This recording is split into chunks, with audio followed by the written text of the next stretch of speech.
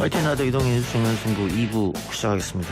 윤석열 전 검찰총장의 청부 고발 사주 의혹과 관련해 당시 법무부 장관이었던 추미애 전 장관은 어떻게 보고 있을까요? 민주당 TK 경선을 앞두고 지금 경북 안동에 계신다고 하는데요. 전화 연결을 해보겠습니다. 추미애 후보님 안녕하십니까? 네, 안녕하세요. 예, 안동에 계신다고요? 이동영 작가님 고향이죠. 예. 네. 지금 TK 지역이 뭐 장관님의 고향이기도 하고 네. 지금 보니까는 충청 지역보다 TK 쪽이 투표율이 높다. 당원 대의원이. 네. 어떻게 기대를 좀 하고 계십니까?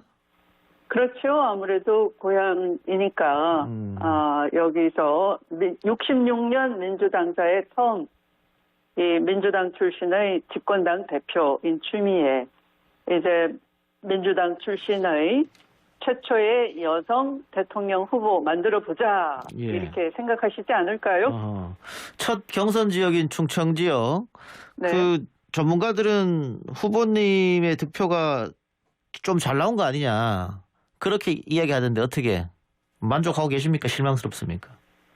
만족이라기보다는 하나의 그 충청 대세에서 예. 이 전문가들은 이재명 대세가 나타났다라고 하는데 또 유의미한 것이 아무 예. 조직도 없는 추미애가 그 대전 충청을 거치면서 등수가 오른 유일한 예, 예. 후보예요. 그래서 추세가 형성이 됐다라고 하니까 이 추세를 대구 경북을 거치면서 좀 대세로 만들 수 있도록 도와주시길 바랍니다. 아무래도 이번에는 일반 경선인단이 또 참여하니까 거기에 나름 기대가 있을 것 같습니다. 네, 그렇습니다. 이번에 이제 그 처음 슈퍼윅을 지나가게 되죠. 일반 그 선거인단 표도 함께 집계가 되면서 그래서 저도 개혁을 바라는 많은 지지자들이 이 개혁 표가 결집이 돼야지만 개혁 추동력이 생긴다라고 생각하고 적극 투표를 해 주시지 않을까 기대하고 있습니다. 알겠습니다. 경선 이야기는 조금 이따 다시 제가 여쭙기로 하고요. 네. 오늘 오전 김웅 그리고 윤석열 후보의 기자회견 보셨을 텐데 어떻게 보셨습니까? 한심하다 있죠. 기억 한심하다. 안 난다. 예. 그 김웅 의원이 검사 시절에는 얼마나 그 피의자들을 불러서 닥달을 했겠습니까? 그런데 뭐 10년이 더 지난 것도 조국 장관 가족의 표창장에 대해서는 아주 오래전 것도 뭐 기억해내라고 닥달을 하고 그랬는데요. 예. 그런데 김웅 의원이 1년 전 일을 기억 안 난다라고 하고 또 말 바꾸기를 여러 차례 했지 않습니까? 오락가락. 예. 그러니까 원래 거짓말쟁이 특징이 말할 때마다 말을 바꾸는 겁니다. 진실하지 않을 때. 예. 네. 그리고 이제 제가 아침에 좀 주의하라라는 경고성 발언을 했거든요. 예. 그러니까 국회의원이 회의장이 아닌 장소에서 기자회견에서 함부로 주장하면 면책특권 보호를 못 받는다. 그러니까 기억 안 난다로 딱 말을 바꾼 것 같고요. 또 공익 제보자를 함부로 발설하면 5년 이하 징역이나 5천만 원 이하 벌금을 받을 수 있다. 이렇게 경고를 했더니 또 그것도 우물쭈물 하더라고요. 윤석열 후보 기자회견 어떻게 보셨어요? 아주 강한 어조로 불만을 표시했던데. 이게 뭐 강하다기보다는 너무 뻔뻔하다이죠. 후한무치하고. 예. 네, 이게 뭐 어떤 문건이든지 출처가 나와야 된다라고 하는데요. 사실은 과학 수사 본인이 모르지 않을 테고요. 또 늘 그걸 강조해왔고. 그런데 이건 과학 수사할 수 있는 증거가 이미 제보자가 제보를 했다고 보는 거거든요. 예. 바로 그건 디지털 증거이고 그 디지털 증거는 사실은 그대로 과학적 증거물이니까 분석만 잘 하면은 예. 이분이 궁금해하는 것 근거가 없다 뭐 공작이다 하는데 공작이 아니고 이 실제 증거가 그대로 드러나지 않겠습니까? 네. 예. 그러면 후보님은 이 손준성 검사에게 윤석열 후보가 암묵적 네. 지시나 혹은 묵인이 있었을 것이다 이렇게 판단하고 계시는 것 같습니다. 묵인 뭐 이런 게 아니고요. 그 자리는 총장이 지시하지 않으면 일을 안 하는 자리예요. 예.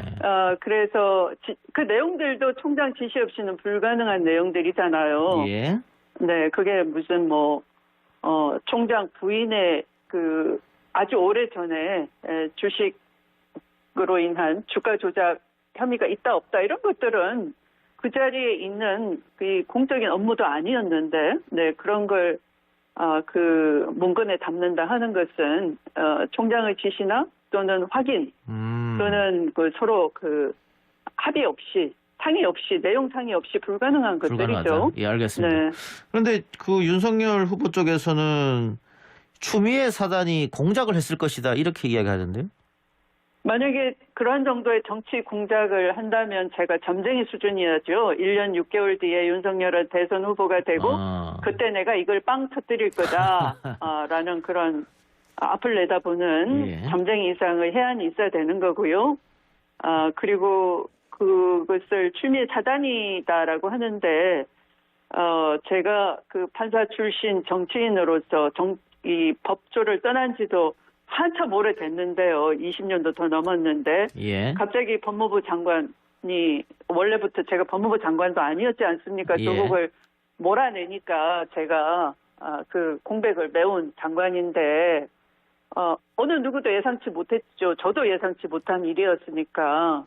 그래서 제가 느닷없이 법무부 장관이 돼서 검찰 개혁을 이어갔다 보니 그중에 뭐 그 검사 중에 제 부하가 어떻게 있을 수가 있습니까? 예, 네. 예. 이런 이야기가 나오니까 후보님께서 그러면 휴대폰을 다 공개하자고 하셨는데 그건 어떤 의미였을까요? 우선 손준성 작성의 문건이라는 건 손준성이 보낸 문건이라는 건 나오는 거 아닙니까? 예, 예. 처음에 김웅 의원도 그걸 인정을 했고요. 예. 네, 그러면 손준성과 누가 연결이 됐는지 보자.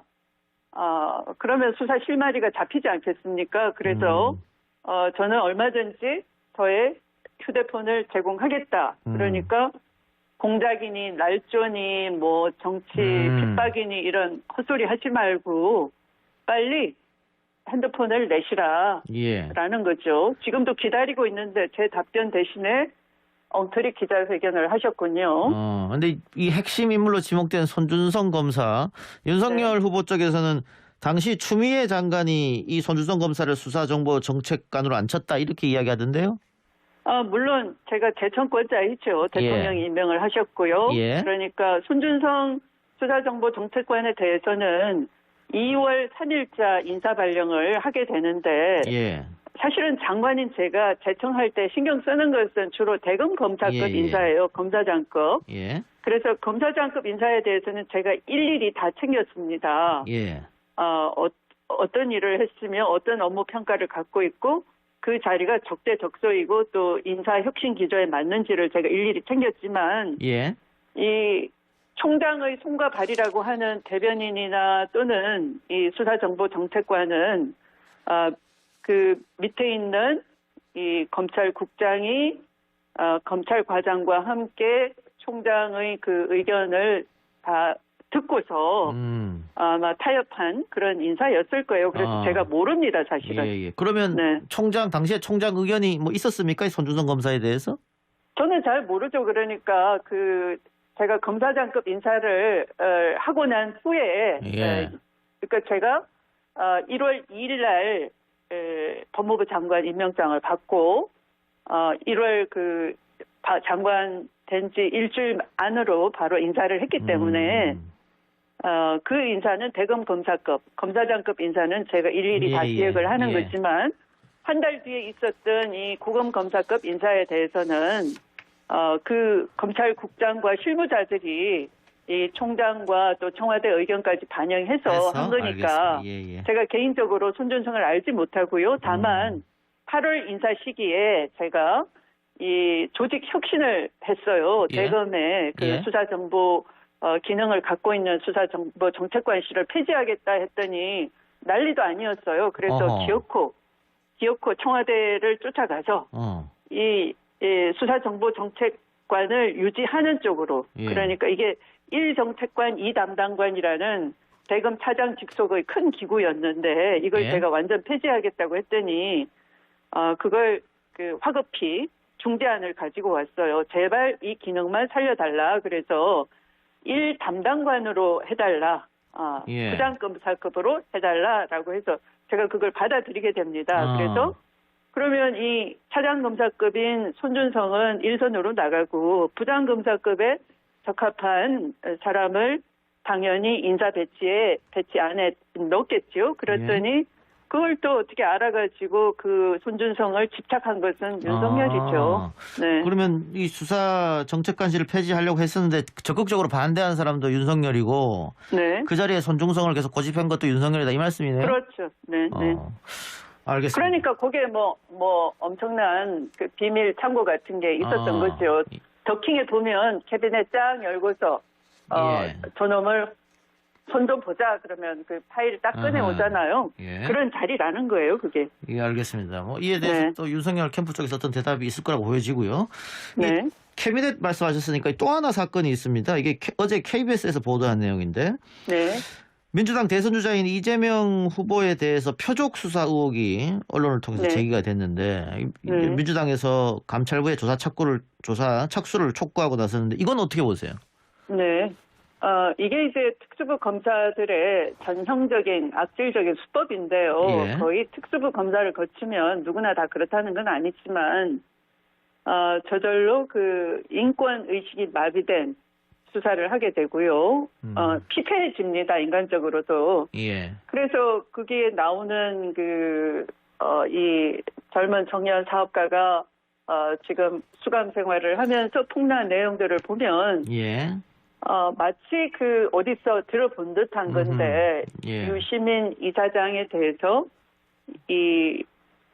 이른바 이철 VIK 대표 측을 협박하면서 보낸 편지에 나오는 내용과 거의 유사해요. 네, 그래서 그렇게 겁박하고 회유하기도 하고 또 본인뿐만 아니라 무슨 그 다른 주변 가족들을 털어보기도 하고 별건을 또 뒤지기도 하고 사생활도 추적하기도 하고 그 이철 측도 그 집까지 찾아가고요. 그 부인까지 찾아가서 그 협박을 하고 했다는 것이 그 편지에 다 드러나지 않습니까? 똑같아요. 네, 그래서 이건 이 수사 기소를 분리하지 않으면 안 된다. 수사 기소가 같은 권한으로 주어지는 이상, 더구나 영장 청구권까지 가지고 있는 이상은 겁박을 하고 이런 인권 침해적인 수사를 저지르고 하게 된다 하는 것이죠. 예. 그 윤석열 후보 쪽에서는 재소자 한 명 이야기 듣고 어떻게 이렇게 보도하냐 이렇게 좀 반발하던데 후보님 생각엔 충분히 가능성이 있는 이야기다 이렇게 보시는 것 같습니다. 늘 하는 얘기가 레파토리가 그렇지 않습니까?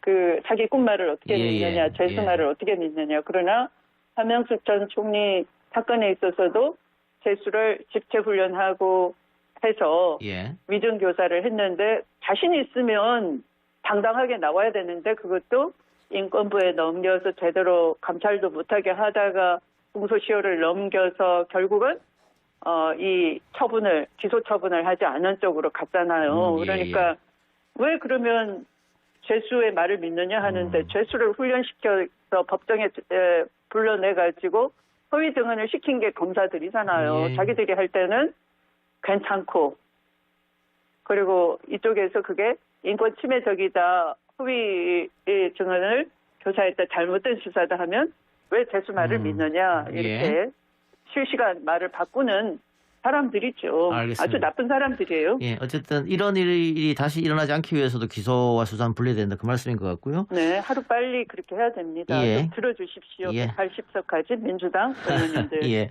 경선 이야기로 다시 돌아가서 오늘 이낙연 후보가 국회의원직 사퇴 이야기를 했던데 이건 어떻게 보십니까? 저는 조금 이 대선 후보 경선하고 국회의원 사퇴하고 무슨 상관이 있는가라고 좀 궁금했고요. 특히 그분께서 김대중 노무현 정신을 잊겠다 했는데 김대중 대통령은 국회의원직을 굉장히 소중히 여겼던 분이고 또 노무현 대통령도 그 종로 1번지 정치 1번지에서 많은 그 각고의 노력을 하셨던 곳이잖아요. 그걸 생각하면 너무 가볍게 180석 준 의미를 잊어버리시고 더구나 이 수사 기소 분리는 당신께서 공약도 내걸었잖아요. 그래서 제가 공약 말고 오늘 당장 해주십시오 하니까 하겠다라고도 하셨어요. 그러면 이걸 먼저 서명하시는 게 그 모범을 보이시는 일이지 이걸 의원직을 던진다 하는 것은 무슨 상관이 있는지 이 순간에도 납득은 잘 안 됩니다. 납득이 안 된다. 알겠습니다. 네. 자, 오늘 다가오는 주말이죠. 11일, 12일 TK 지역과 강원 지역 경선을 앞두고 있는데 네. 지금 우리 YTN 이동형의 뉴스 정면승부 라디오 정치인 인터뷰 중에는 처음으로 동접자가 10,000명을 넘었네요. 아, 그래요. 예. 네. 네. 예, 아마 기대하는 분들이 많이 있어가지고 지금 많이 들어오신 것 같은데. 네. 마지막으로 그게 표로 좀 연결되면 좋겠습니다. 그래, 어렵게 연결됐으니까 마지막으로 뭐 경선 때 좀 도와달라고 한마디 하시기 바랍니다. 네.